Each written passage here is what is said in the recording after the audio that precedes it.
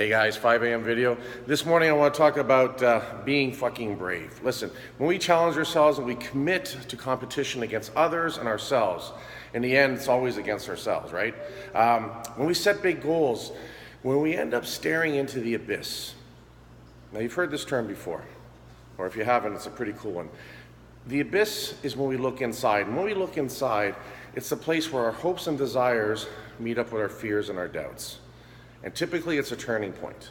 Typically it's a point where a lot of people will be overwhelmed with the fear and the doubt, and they'll turn away and they'll walk away from what they were trying to achieve, right? And what happens is, you've got to be brave.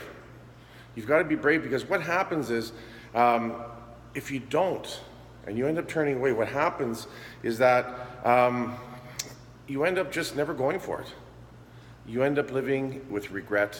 You end up living in fear. It's very negative, and it's very just disenfranchising. We don't want to have that. You've got to do the opposite. You've got to bite your lip. You've got to steady yourself, and you've got to push through it, right?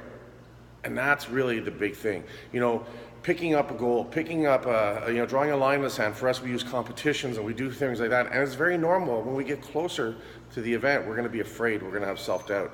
And we need to face that. We need to deal with that. We need to understand that comes with the territory overall. But push through to the other side. Because when you get to the other side, right, on that side is success. On that side is self-respect for having gone through it, right? And at the end of the day, you know what? The accomplishment isn't so much in doing the thing that you set out to do, right? The accomplishment is having that victory over your fear and your self-doubt. And that's the stuff that builds. And that's the stuff that makes us happy, and that's the stuff that completes us overall. So be fucking brave.